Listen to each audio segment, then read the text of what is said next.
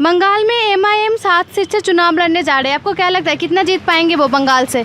देखिए, सबसे पहले तो एमआईएम का मकसद सिर्फ चुनाव जीतना नहीं होता है या चुनाव लड़ना नहीं होता है। कुल हिंद मजलिस इत्तेहादुल मुस्लिमीन एक तहरीक का नाम है, जिस तहरीक के तहत हिंदुस्तान के दलित, आदिवासियाँ और जो मुस्लिम अक़लियत समाज के लोग हैं उनको एक प्लेटफॉर्म मिले, एक झंडा तले, वो एक हो सके, एक होकर अपनी सियासी आवाज़ को बुलंद कर सके। ये कुल हिंद मजलिस इत्तेहादुल मुस्लिमीन का सबसे पहला मकसद है। हम लोग यहाँ 7 सीटों पे जो लड़ रहे हैं, हम लोग इससे ज़्यादा भी बहुत सीट पे लड़ सकते थे, लेकिन बैरिस्टर असदुद्दीन ओवैसी साहब का पहला मकसद बंगाल में फ़िरका परस्त फोर्सेस जो बीजेपी है उसको शिकस्त करना था। तो ज़्यादा से ज़्यादा सीटों पे फोकस नहीं करते हुए हम लोग ने एक बहुत मिनिमम सीट्स पे फोकस किया है। उन सीट्स पे फोकस किया है जहाँ से बीजेपी को जीतने का कोई भी गुंजाइश नहीं है, और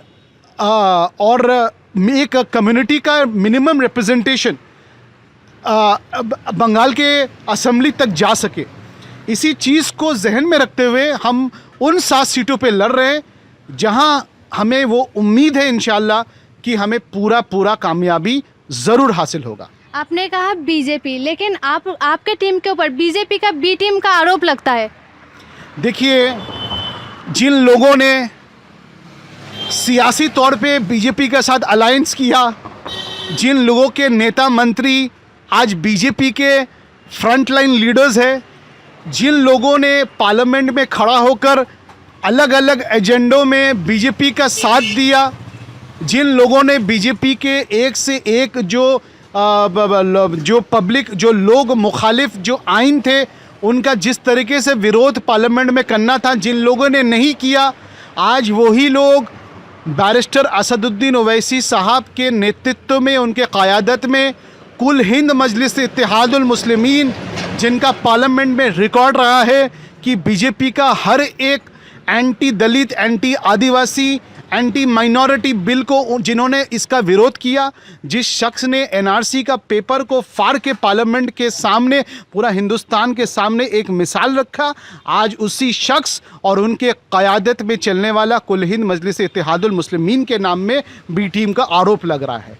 तो आप खुद समझ सकती हैं या लोग ये बात समझ सकते हैं कि असल में जो लोग ये आरोप लगाते हैं वो बीजेपी के एजेंट्स हैं, वो बीजेपी का ए टीम है, वो बीजेपी से पैसा खाकर बीजेपी का सबसे बड़ा जो एंटी पार्टी है, जो एमआईएम है, उसके खिलाफ ये गलत आरोप लगा रहे हैं।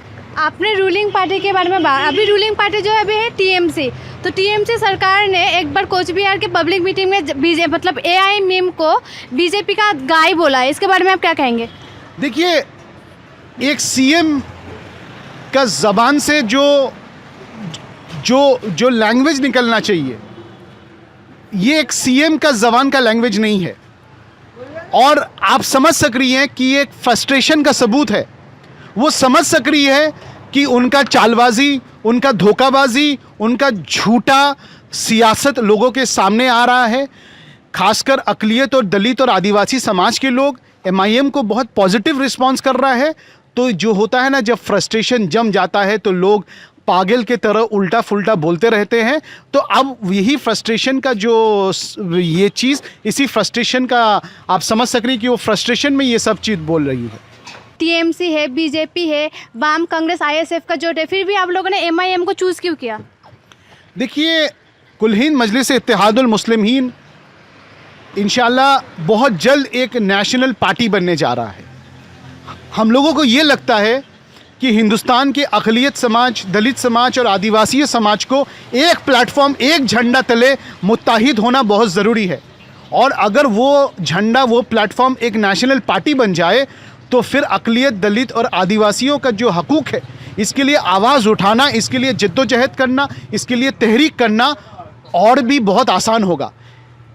कुल हिंद मजलिस इत्तेहादुल मुस्लिमीन संविधानिक रास्ता को लेके, संविधान को मानते हुए आगे बढ़ती है। वो अक़लियत, दलित और आदिवासियों के लिए समाजी इंसाफ का मुतालबा करती है, और वही एक वाहिद प्लेटफॉर्म है जो हिंदुस्तान के पार्लियामेंट के अंदर और हिंदुस्तान के पार्लियामेंट के बाहर ये समाजी इंसाफ को लेकर जिद्दोजहद कर सकती है। क्या बंगाल में जहाँ जहाँ सीट दिए हैं वहाँ टीएमसी या बीजेपी या कांग्रेस को वो लोग हरा पाएंगे? देखिए, हमने जहाँ जहाँ उम्मीदवार उतारा है, सबसे पहले हमारा मकसद ये था कि इलेक्शन में एक हार जीत रहता है। हम 99% श्योर है कि इंशाल्लाह हम वो जीतेंगे, लेकिन कोई भी वजह से हम हार जाए तो इन सीटों में बीजेपी ना जीत जाए। तो सबसे पहले तो हमारा मकसद ये था। दूसरा मकसद हमारा ये था कि हम एक मिनिमम, कम से कम एक दलित, मुसलमान और आदिवासियों का प्रतिनिधि 2021 में बंगाल का असेंबली में पहुंचा सके, ताकि सियासी मुतालबात असेंबली में उठ पाए इन कौमों का। इन चीज़ों को जहन में रखते हुए हमने जो सीटों को चूज़ किया है, इंशाल्लाह हम ही उस पर जीतेंगे। आपके एमआईएम के ऊपर वोट काटने का आरोप भी लगाया है, इसके बारे में आप क्या कहेंगे? देखिए, सबसे बड़ा ये जो वोट काटना, जो लोग ये सब बेबुनियाद के इल्ज़ामात लगाते हैं, सबसे बड़ी चीज़ है कि हिंदुस्तान का जो डेमोक्रेसी, जो जमहूरियत है, एक पार्लियामेंट्री डेमोक्रेसी है। पार्लियामेंट में सिर्फ तो दो पार्टियां नहीं बैठती, पार्लियामेंट में अलग अलग पार्टियां हैं। हर रियासत का अपना पार्टी है, हर इलाका का भी अपना एक लोकल पार्टी रहता है, कुछ नेशनल पार्टीज़ रहता है। कुल हिंद मजलिस इत्तेहादुल मुस्लिमीन अभी एक रियासत से लेके दूसरा रियासत में वो फैल रहा है, बढ़ रहा है। दलित, मुस्लिम, आदिवासियों के लिए एक मुत्ताहिद प्लेटफॉर्म होने का कोशिश कर रहा है और हो भी रहा है।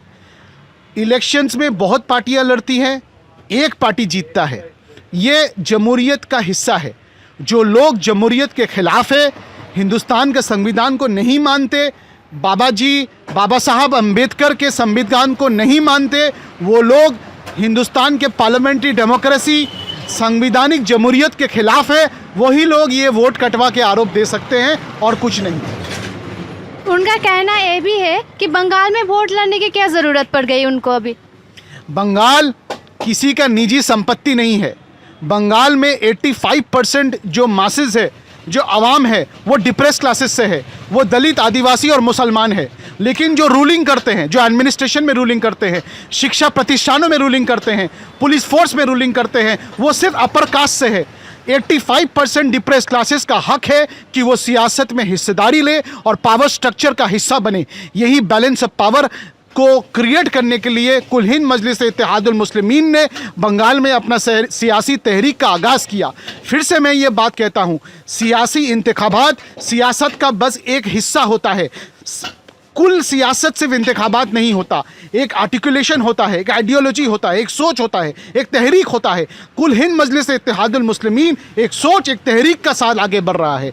और इंतखाबात में हिस्सा लेना, इंतखाबात में जीतना, ये भी हमारा इसी सियासी तहरीक के तहत एक कोशिश है इंशाअल्लाह।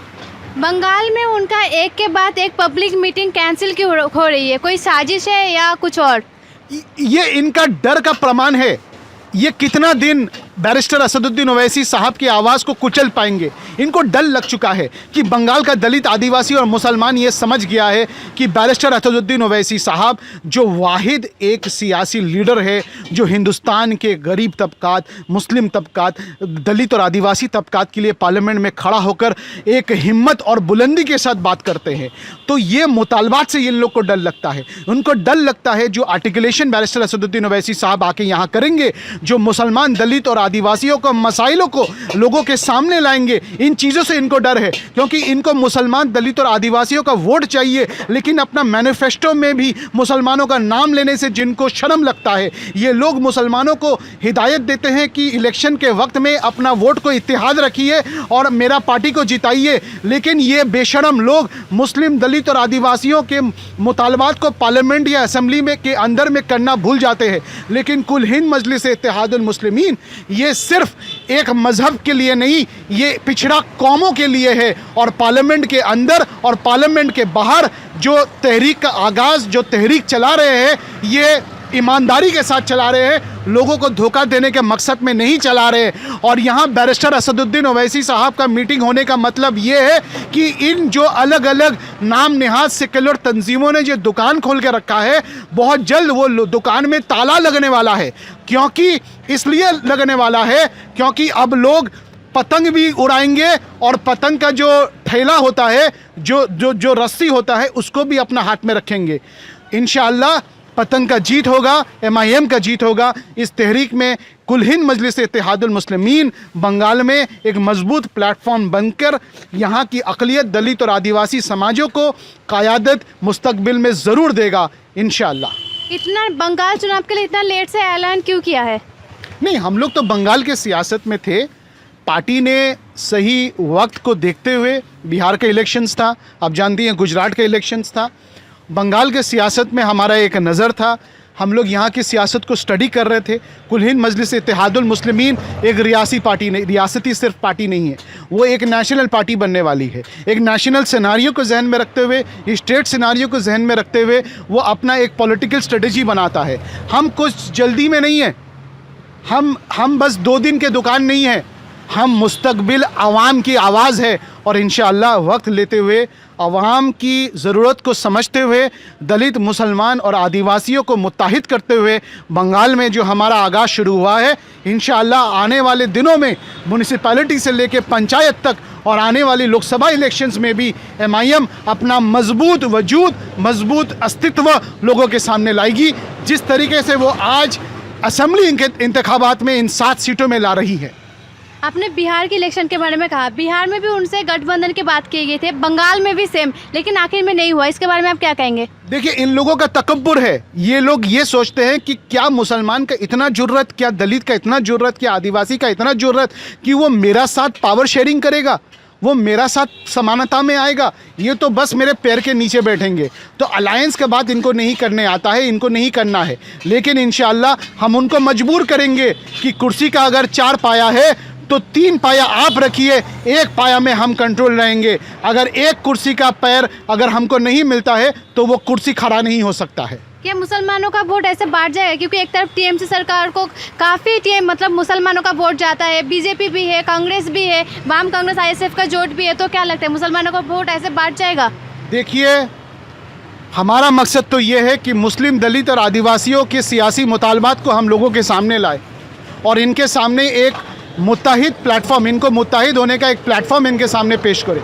एक प्लेटफॉर्म, एक झंडा तले जब ये 85% डिप्रेस क्लासेस जब मुत्ताहिद होंगे तभी इनका मसाइलों का असल हल हो सकता है। ये BJP, कांग्रेस, TMC, CPIM ये लोग सिर्फ मुस्लिम, दलित और आदिवासियों के सेंटिमेंट के साथ सियासत करते हैं। अपना मैनिफेस्टो में या असेंबली के अंदर या पार्लियामेंट के अंदर हमारा एक भी मसाइल को इन लोग आवाज़ नहीं देते हैं। तो क्या इनको हक है हमारा वोट तक मांगने के लिए? जी नहीं, इनको हक नहीं है। अब वक्त आ चुका है कि एक दलित भी लीडर बने, आदिवासी भी लीडर बने और एक मुसलमान भी लीडर बने। ये चिंगारी का आगाज़ हो चुका है। इंशाअल्लाह हिंदुस्तान की जमहूरियत में जो आवाम, जिनका आवाज़ जिनको नहीं मिलता था, वो जमहूरी स्ट्रक्चर में उनको ये आवाज़ दिलाएगा इंशाअल्लाह कुल हिंद मजलिस इत्तेहादुल मुस्लिमीन, जो बैरिस्टर असदुद्दीन ओवैसी साहब के क़यादत में पूरा हिंदुस्तान में एक मजबूत तहरीक को चला रहा है।